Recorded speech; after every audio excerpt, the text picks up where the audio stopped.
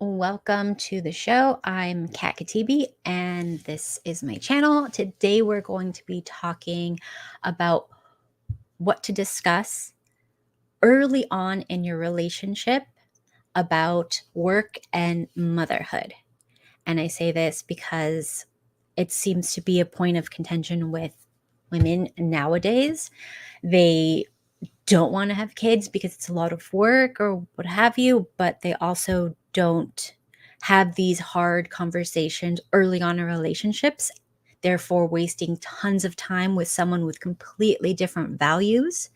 Also, they underestimate their own values and how they can change over time with new life cycles, new life, I don't know, whatever you want to call them, new life points. Anyways, so things you have to discuss before you have a serious long-term relationship. You want to do this early, 2 months or less, I would say. And I also say to do this before you have any sort of intimacy with somebody, because you don't want those bonding chemicals to bond you to someone with completely different morals and values and outlook on life. You don't want to get stuck in that type of situation. And you don't want the sunk cost fallacy of I've spent so much time with this person, so I have to make it work. Therefore, I have to change them. And that's going to just lead you down a whole road of misery. So when it comes to having children, maybe you're like most people and you don't know if you want to have kids or not, but you want to always cover all the bases because things change. Like for me, I didn't know if I wanted to have kids. I didn't know if I'd ever get married. I didn't know what would happen, so I didn't think about it. And then I'm married and I'm like, do we have to talk about this? What's going on? Like, these are not things that you should talk about after you get married. This needs to be before. And I think a lot of couples don't talk about it because they're scared of what they're going to hear. And that's not just with relationships, kids, and everything. Sometimes it's just like, where's this going? Are you dating for marriage or are you just messing around with me? And they don't want to hear the truth that the person is not dating for marriage. They're just messing around and wasting your youth, your time, your fertility years, all that stuff, your money, whatever. So you should always plan for both outcomes when it comes to having children. Plan for maybe we won't have kids, whatever, fine. I think you should, but if you don't, fine. Or plan for if we do have kids, you have to plan that now, even before. Even if you're like 80% sure I won't have them, you still have to plan in case you have one, because it could happen. Your biological clock is a real thing. And if that shit clicks, you're going to be so screwed if you don't have a plan. And you've wasted years married to someone who does not share your values when it comes to that. Have these conversations. So you might want to be a stay-at-home mom, and that entails, well, let's start off this way. Not every woman knows they want to be a stay-at-home mom until after they have their first, second, or third child even. Or sometimes some women like me realize that as soon as you're pregnant, you're like, oh, this is a lot on your body. This is a lot to deal with. And then, of course, the recovery period and stuff. And you don't want that kind of stress on yourself and give it to your baby. That's not healthy. And I know women are kind of conditioned now that they have to work. They have to. And a lot of men now are demanding that they work, saying, I don't make enough, so you have to work. Not understanding how expensive childcare is. Most women don't make enough to cover childcare. And then if you go after taxes, after this, after that, after, the clothes she needs to go to work, the, getting your hair, nails done, all this upkeep to go to work, all of these crazy things, you never compute them. You never tally them up. Plus the exorbitant amount of money for childcare. We'll get into why childcare isn't good, but most people cannot afford it unless you're making $400,000 or more a year now, I would say. If you're making less than that, if your wife is making less than that, I would definitely not even bother. Because I know so many people who their entire wife's salary goes towards childcare. And that's insanity to me. We need one working parent. One person needs to focus on that, and the other person needs to fully focus on family and the kids. So if you don't talk about this, you're going to be in for a rude awakening. So plan for both outcomes and how you can make it work. And I'm telling you, even a lot of the women who think that they are so capable of everything, when the hormones kick in, you're going to realize you need to take a break. You need to just stay home with your kid. And a lot of women who are not in the position to make that choice will say things like, oh, well, I would go crazy home all day. I would do this if I was home all day, or I couldn't handle that, or whatever excuse you want to make. But the reality is somebody in the family needs to be home with that baby. Ideally, the mother. Second choice, the father. If you want to have a stay-at-home dad, I don't think it's the gold standard, but fine. At least one of the primary parents. And then if you cannot do that, a grandmother. Maybe after that, I would say an aunt. Let's say you have a sister that's a stay-at-home mom and she can take care of your baby while you're working. Outside of that, once you're talking further extended family, once you're talking paying for it, childcare services, daycare, nannies, all these things, now you're reaching a territory where there's going to be problems. We were told a lie that there's no consequences for sending your children off to childcare places.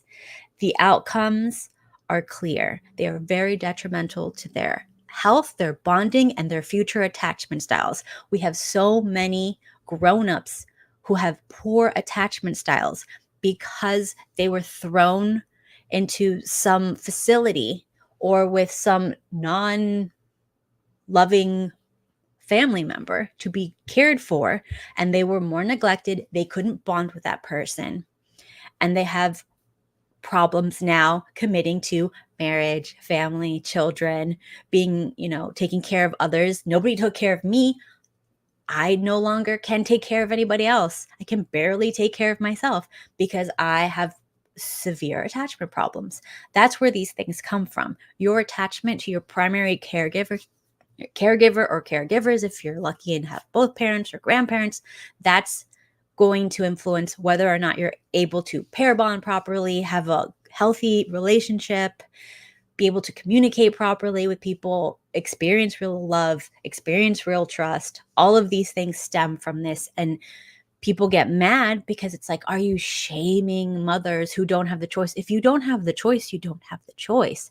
But ideally, you need to plan ahead so that you do have that choice. You need to make that choice before you're in the situation. So if you're in the situation, this is not for you. I'm talking to the people who are not in the situation, who have not committed to one person yet, who still can make that choice. This is a conversation you need to have now, not later. So there is terrifying research that you need to look into. There is this woman called Susan I'm not saying that right, Venker. Suzanne Venker, she has a book called How to Build a Better Life, a new roadmap for women who want to prioritize love and family. And she also has an older book called Women Who Win at Love, How to Build Relationships That Last, and another one called The Alpha Female's Guide to Men and Marriage and How Love Works. And in her books, if you have the time to read them now, they're going to really help you. She's going to lay out all the statistics. So you don't have to go what I'm saying that it's bad and go in the comments, show me the study, show me. They're in the books. Go look at the books. She has everything listed. Go to PubMed, cross-reference everything. Everything is there. She did the labor for all of us. So you can see all the terrible effects of not having your child with a primary caregiver. And now you're saying, well, the uber wealthy, they have nannies and stuff like that. Yeah, of course. And my dad comes from an uber wealthy family and they had nannies. But this is what they do that poor middle class and new money and whatever don't know. They hire that person and keep them there for their life. So there is no attachment problem. You understand? When the person enters into the child's life, the infant's life, the infant attaches to that person as their primary caregiver. And then what's going to happen is if you take that person away, like, oh, I fired her and I found someone better. I put her in a different school, or we're going to the next grade level in the preschool, or this or that, or whatever. When you do that, you break the attachment. That's as if a parent died. It's unsafe to trust. It's unsafe to love. Now that child's going to have problems with attachment their entire life. I know you don't want to hear this, but you can look into the studies yourself and you can see what I'm talking about. And it's just common sense.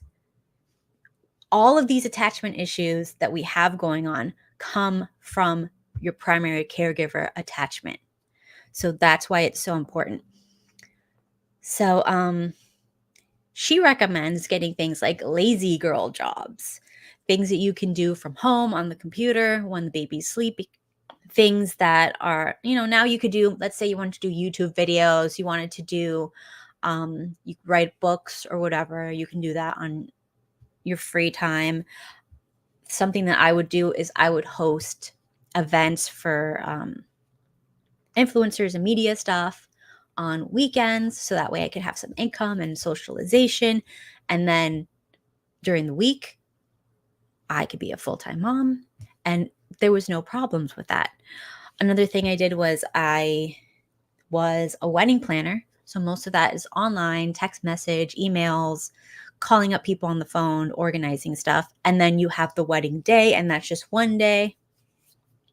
So maybe you'd have like 3 weddings a week. A month, maybe like that's 3 weekends for like 8, 9, 12 hours, 14 if it's a really long one. And that's it. So the rest of the time you're with your kid, and they can be with another family member, and you don't have to deal with that. So yeah, if you do get a nanny, they are for the child's whole life. That person, you will be taking care of them when they're older. This is how it used to always be done.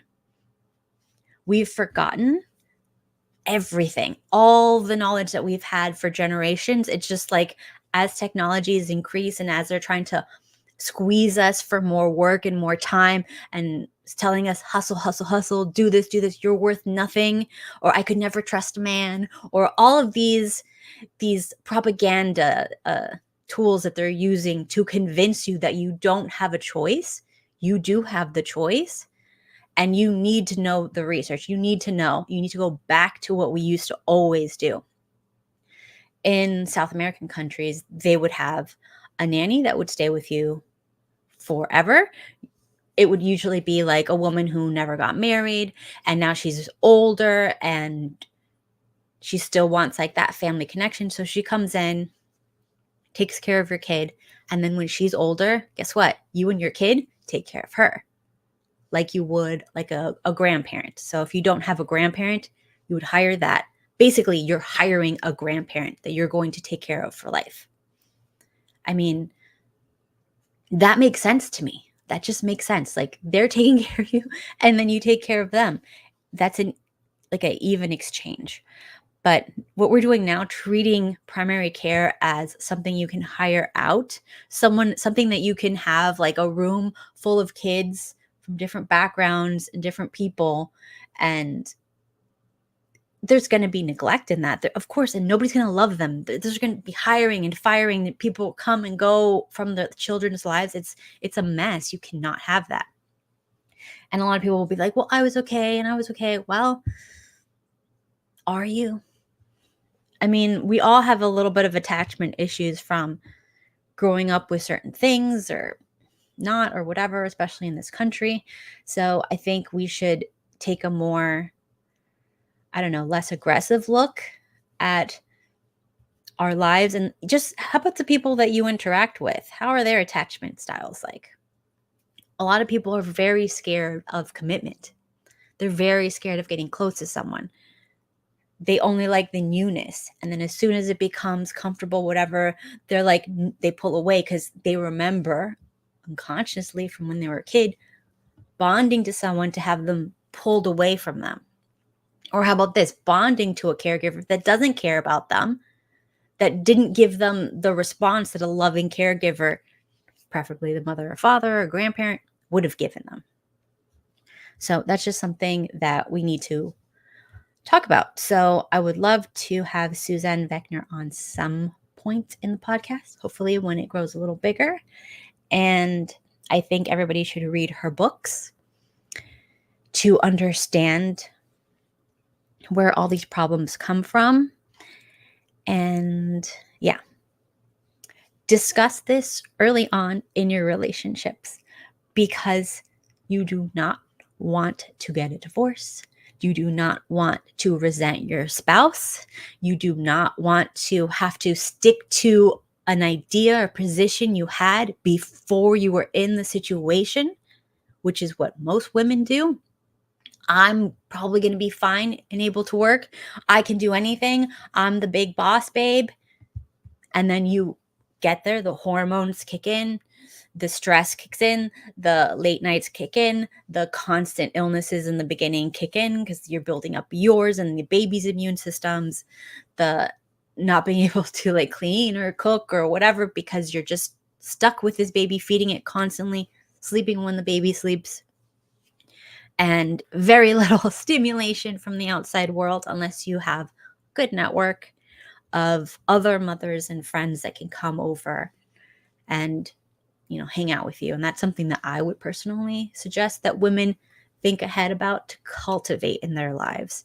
Have other like-minded women who are not materialistic. They don't care about the biggest house. They'll live in an apartment with their kid if they can stay home. They'll live in a slightly worse neighborhood, but then homeschool. They'll, you know, make more strict choices at the grocery store. They'll do what they can, move to a cheaper neighborhood, get a different, easier job, do other things so that they can stay home. And it's just a couple years that you have to be very hyper vigilant and with your child. After that, you know, they're going to grow up, they're going to become teenagers, they're going to need you less, you can work more, and that's not going to be a problem. And once you understand that, it's not such a big thing. And the thing that gets me so mad is they go, well, you're going to build up your career, or you're going to not build up your career. And then when he leaves you, which is the big scare tactic, he's going to leave you, then you're going to have nothing. This is not true. You can always go to school on the internet while the baby's sleeping. You can always do jobs on the internet while the baby's sleeping. You can do coding on the internet while the baby's sleeping. You can do tons of things. YouTube, you can do a million things. Now, like with the internet, you cannot make that excuse. You can learn so many skills that I learned while I was a stay-at-home mom in the very early age, the very early motherhood stage. I learned website coding. I learned editing video. I learned editing audio. I learned how to make a media company on the side. I set up events. I started several businesses. I learned things that I would not have time to have learned if I was working for somebody else. Remember, somebody else that could fire you, an industry that you can devote your life to that can be over in a few weeks or years, or before you finish your degree, or when you're the early stages when you haven't even built up to a higher salary. The industry can disappear overnight, be taken away by AI, be taken away by hardships in the economy. So, something to think about, and I wish you all the best, and I hope you have these hard conversations before it's too late. And that's all for today. Have a great day.